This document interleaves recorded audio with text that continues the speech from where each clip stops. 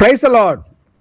வாழ்வை வளமாக்கும் தேவ வார்த்தை 1 தெசலோனிக்கேயரின் புஸ்தகம் 1ஆம் அதிகாரம் 2ஆம் வசனம்.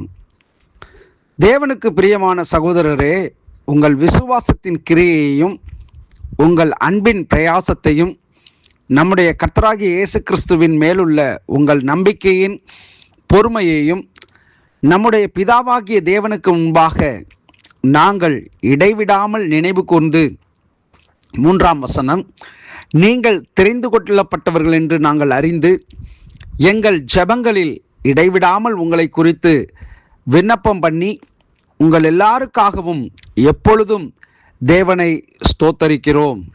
ஆம், அன்பான கர்த்தருடைய பிள்ளைகளே, அப்போஸ்தலனாகிய பவுல் தெசலோனிக்கே சபைக்கு எழுதுகிற வார்த்தை. இங்கே அவர் அதிகமாக குறிப்பிட்டிருக்கிற காரியம் 2 காரியங்களை அவர் மையப்படுத்துகிறார். ஒன்று, அந்த திருச்சபையார் விசுவாசித்து விக்கிரக ஆராதனை வழிபாட்டுகளிலிருந்து அவைகளை விட்டு வந்து தேவனை விசுவாசித்து தேவனுக்காக காத்திருக்கிற ஒரு பிள்ளைகளாக இருக்கிறதையும், 2வது, ஆண்டவராகிய இயேசு கிறிஸ்துவினுடைய வருகையை குறித்து இந்த புத்தகத்திலே அதிகமாக அப்போஸ்தலனாகிய பவுல் விவரிக்கிறதையும் இந்த புத்தகத்திலே நாம் பார்க்கலாம்.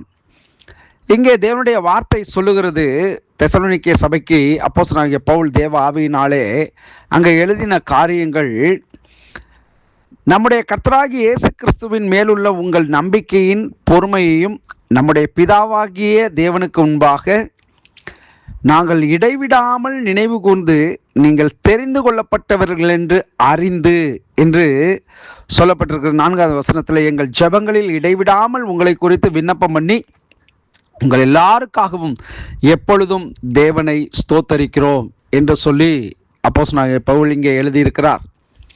அன்பான கர்த்தருடைய பிள்ளைகளே, நாமும் இந்த தெசலோனிக்கே சபையர்கள் போல விக்கிரக வழிபாட்டிலிருந்து விலகி கர்த்தராகிய கிறிஸ்து இயேசுவை விசுவாசித்து அவருக்காக வாழ வேண்டும் என்று சொல்லி ஓடிக்கொண்டிருக்கிறோமே.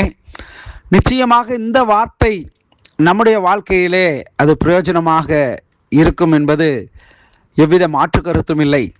எப்படி என்றால், நாங்கள் எங்கள் ஜெபங்களில் இடைவிடாமல் உங்களை குறித்து, உங்கள் விண்ணப்பங்களை குறித்து உங்கள் எல்லாருக்காகவும் எப்பொழுதும் தேவனை வேண்டிக் கொள்கிறோம் என்று அப்போஸ்தலனாகிய பவுல் இங்கே நினைவுபடுத்துகிறார். ஒரு விக்கிரக வழிபாட்டுகளிலிருந்து ஒரு புறஜாதிகளாக காணப்பட்ட நம்மை தேவன் ரட்சித்து அவருடைய சபையிலே அங்கமாக்கி அவரை விசுவாசித்து அவருடைய வருகையை குறித்து நாம் பேசுவதற்கும் ஆயத்தமாய் இருக்கிறதற்கும் காத்திருக்கிறதற்கும் நாம் தெரிந்து கொள்ளப்பட்ட அவருடைய சந்ததிகளாக இருக்கிறோம் என்பது எவ்வளவு ஒரு பெரிய ஸ்லாக்கியம். இந்த நாளிலே தேவனுடைய பிள்ளைகளே, நம்முடைய விசுவாசம் கிறிஸ்து இயேசுவை பற்றியது. நம்முடைய விசுவாசம் கிறிஸ்து இயேசுனுடைய சுவிசேஷத்தை பற்றியது. நம்முடைய விசுவாசம் கிறிஸ்து இயேசுனுடைய வருகையை பற்றியது.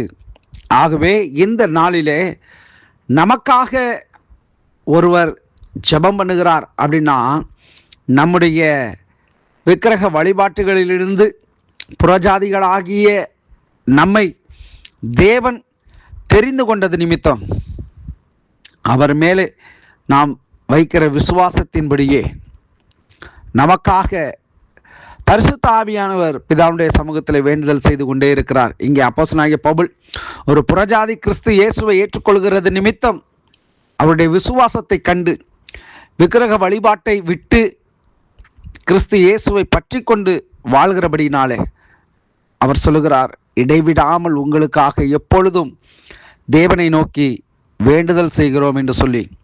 ஆகவே இந்த நாளிலே நம்முடைய விசுவாசத்தை தேவன் அங்கீகரிக்கிறவராய் இருக்கிறார்.